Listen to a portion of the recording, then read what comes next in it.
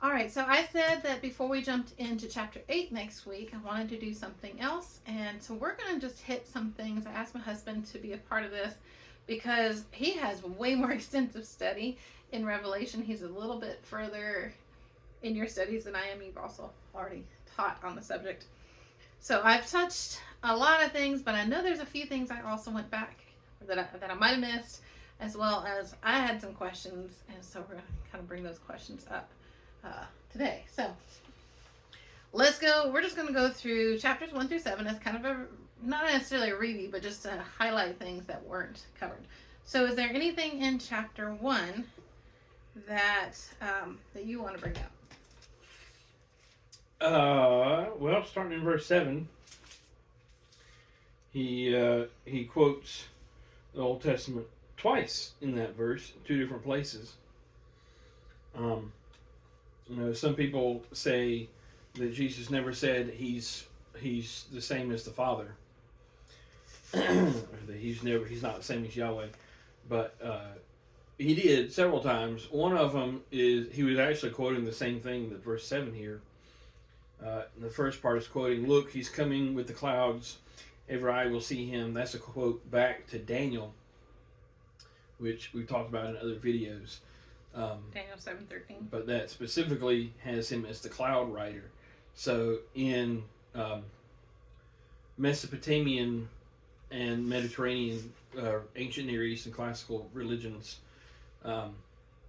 only the Most High of the gods could ride on the clouds, Baal for the Canaanites and so forth. You had the different gods, but only one could be the cloud rider. But in Daniel, you see the Ancient of Days, and then you see the Son of Man, and the Son of Man is also riding on the clouds, which explicitly for those cultures and religions says the Son of Man is equal to the Ancient of Days. So in ancient Jewish belief, ancient Hebrew belief, the Son of Man was the equivalent to the Ancient of Days. So Jesus is Yahweh, is what that's saying, and it's saying it again here in verse 7. So behold, he comes riding on clouds is the image of the supreme God of all gods. He's the cloud rider. So let's move on to chapter 2 then. Chapter 2, we get into some of the churches, the letters to the churches, where we have Ephesus and Smyrna and Pergamum, Thyatira. I think that's it for that chapter. Yeah. Is there anything that might need to be brought out in those that might not have been discussed? Yes. Yeah? What you got? In Pergamum, it talks about having the throne of Satan. Oh, yes. In there.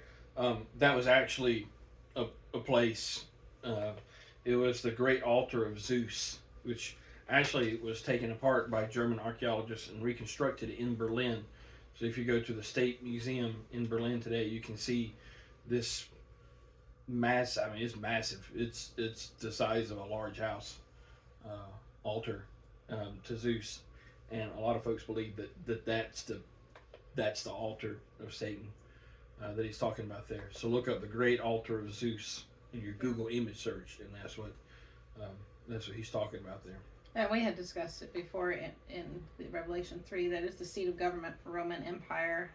Pergamum was, and of course we talked about the earliest temple to the worship emperor being the altar to Zeus, or Zeus. So then we go to chapter 3. We have the church to Sardis, Philadelphia, and Laodicea. Okay. Sorry. You got something on 2? Yeah, to verse 27. Okay. Jesus is quoting from a psalm there. "I'll give him authority over the nations. He'll rule them with the staff of iron and dash them to pieces like pottery." Jesus is saying, to the one that holds fast to what you have until I come, to him who wins the victory and does what I want till the goal is reached, I'll give him authority over the nations, rule them like a staff. Well, that psalm that he's quoting from is a messianic psalm. Like it's a prophecy about the Messiah. And it's actually God saying, in that psalm, it's God saying, to the Messiah, I'm going to give authority over the nations, and he'll rule them like a staff of iron, and he'll dash them to pieces. And then Jesus turns around and is saying the same psalm about us. So that's kind of, the Messiah is quoting a messianic psalm about you.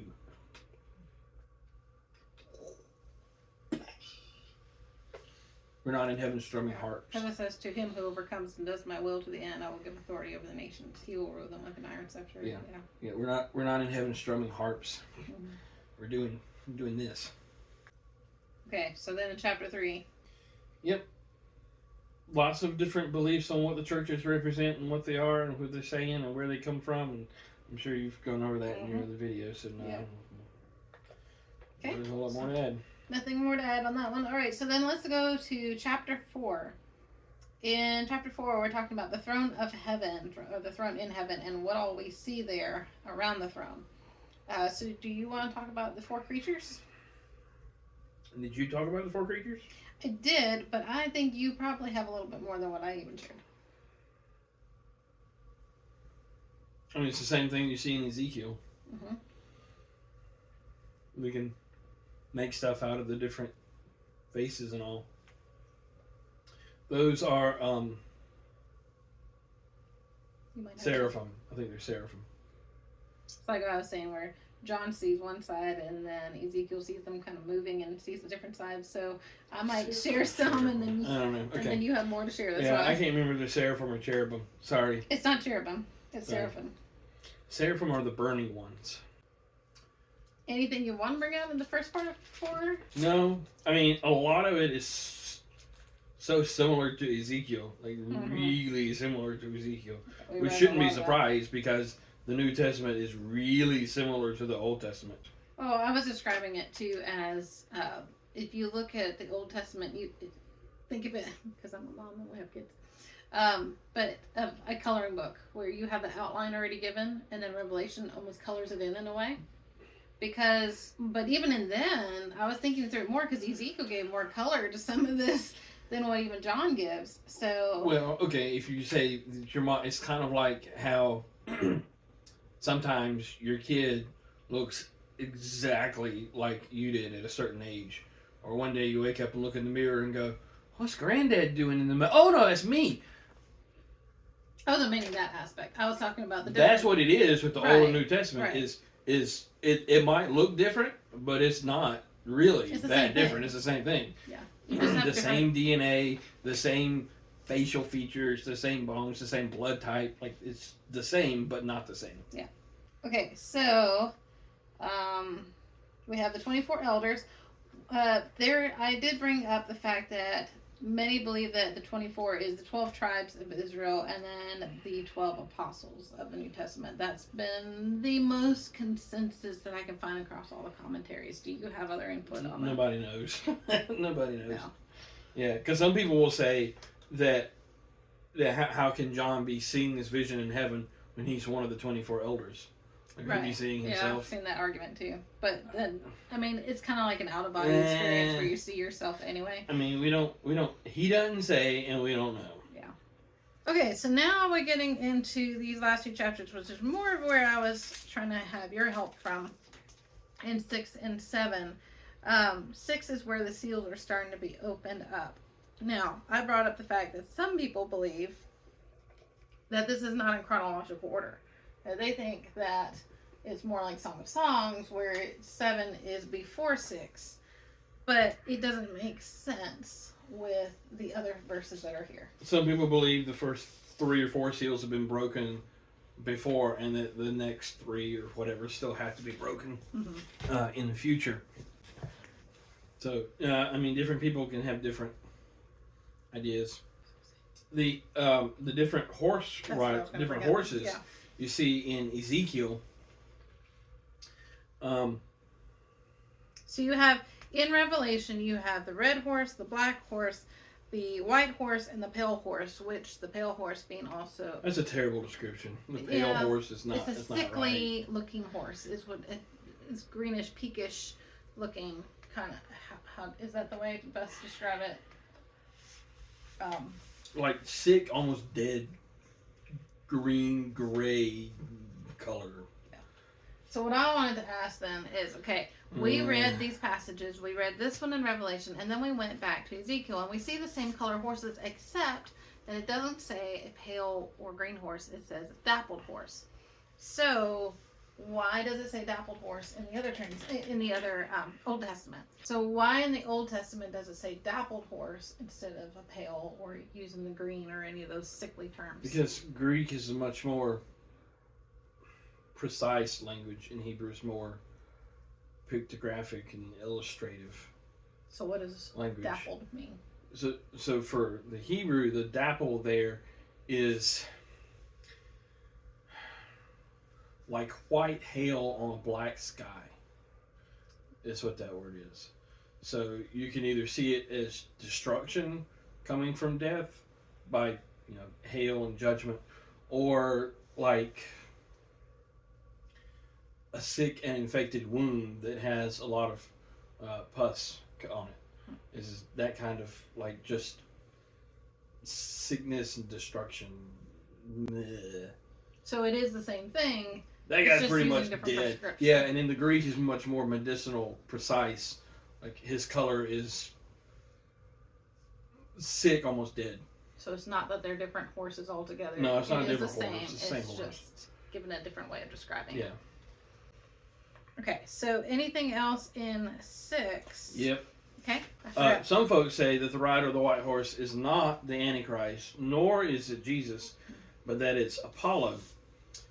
Because its rider had a bow and was given a crown and rode off as a conqueror to conquer. Okay, the Greek word for bow there, the Greek word for crown, I don't remember how to say it, but it's the laurel leaf, like you think Olympics, and then the victor gets that laurel leaf crown that you see, like the green. Yeah. Let's grab this. That's the crown that it's talking about. And Apollo is the only one of the gods that wears that constantly. Also, he had a bow, and the bow that's described there is the Greek word is toxum, from where we get toxic, something toxic from. And Apollo was the god of plagues in ancient Greece and Rome, all that. So some folks are saying because of the crown and because of the bow, that can be Apollo as well. So why would the Lamb allow for Apollo to go out and conquer and be bent on conquest? Why would he allow him to be one? Same reason that he would allow death to ride over the world. Yeah. It's a judgment against the world. Others say, let's see, red. Okay, that one's pretty obvious. The black one they say might be Hermes. Or it says a pair of scales. That it's not like scales of justice. It's scales like you would weigh things on, but also scales like that curved kind of piece that you see when you see Justice, blind Lady Justice, and she's got like the scales in her hands, but it's that top part that kind of has a curve in it. The same words used for a ox yoke or a donkey yoke or whatever. So it's not just scales to weigh money, it's also a yoke to harness people's work, which is why in the next one it says 2 pounds of wheat for a day's wage, and it talks more about like monetary and commerce systems, economic systems. And then death and Sheol. And the fourth one, that's kind of, yep, that's kind of a given. Okay, so to finish off this, we'll look at chapter 7, where Dan is left off. So we've already discussed several parts of why Dan might not be included because of the apostate worship that they did. Also, what I didn't mention, I don't think I mentioned this, I might have mentioned it, some believe that the Antichrist is going to come from Dan. Come from the area of Dan, not from the tribe of Dan. Thank you. So that's what I wanted you to kind of weigh in, because that one is a lot more... All right, so one, in Genesis 49, when Jacob is giving the blessing to the sons, the one for Dan isn't exactly a blessing. It's more like Dan is a snake in the road. It's not a great blessing if you're Dan. But another part is Jeremiah 8:16. The snorting of horses was heard from Dan is taken to mean an invasion route from the Assyrian. The Antichrist is described as the last Assyrian, and they would come through Dan's area. That's an indication of being where where the Antichrist is coming from. Also, the territory of Dan is a part of it. A major part of it is in what was known then as Bashan, which we've talked about a few times. Go find some of those. Bashan is the Valley of the Serpent. It was the area of the giants, of the dead, the territory of the dead, stuff like that. So between Deuteronomy 33:22, which says that it's Bashan, and Jeremiah 8:16, and then the fact that Dan is a snake in the road, and the Antichrist is Assyrian, not a Syrian, an Assyrian. The only place that really leaves is what we know today as the Golan Heights, which is old Dan's territory. So, Dan is also, what's the region of it is supposed to be in the northernmost part, right? Yes, it's very much to the north. So, and that's where we see in Ezekiel 48:1 that it talks about that. Okay. Is there anything else about? I guess you talked about Joseph, not Ephraim or Manasseh. Manasseh's in there and Joseph's in there. Yeah. Instead of Ephraim. Which is strange because Manasseh's listed ahead of Joseph. Yeah. His dad. That was unusual too. I forgot to actually mention that, but that was unusual to me. I mean, Judah shouldn't even be in the front either. It should be Reuben. Right. We talked and then about that. Simeon was the next born, not Gad.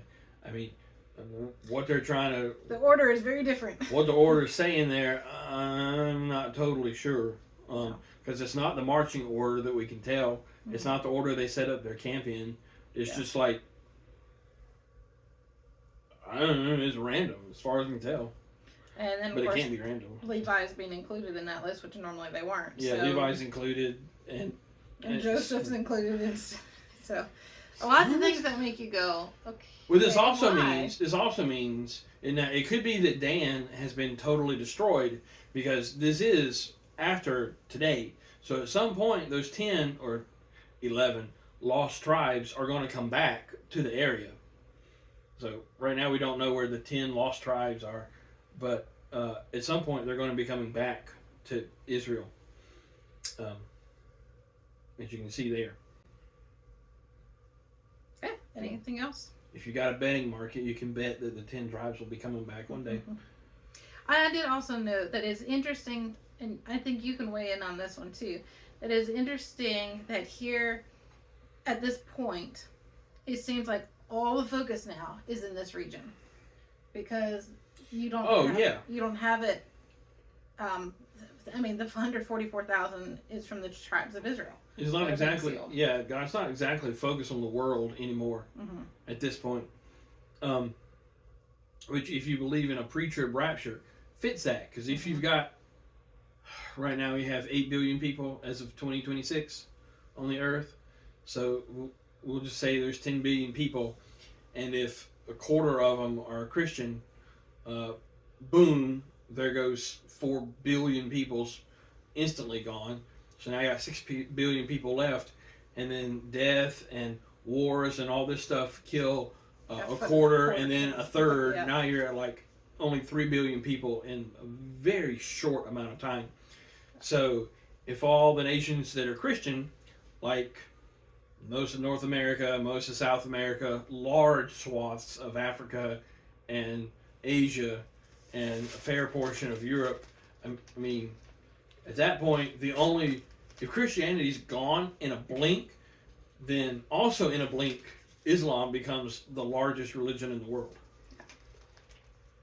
And that's focused on like North Africa, the Middle East, that area. So yeah, the center of the world, the focus of the world shifts right back to that Mesopotamia, Israel area in a heartbeat.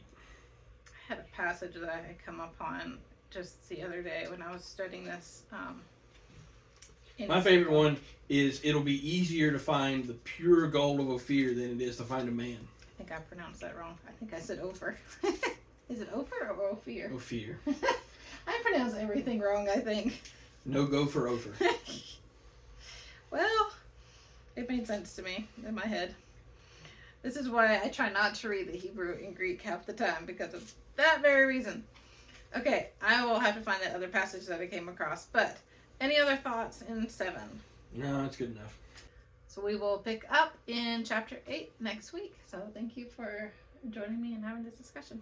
Mm-hmm.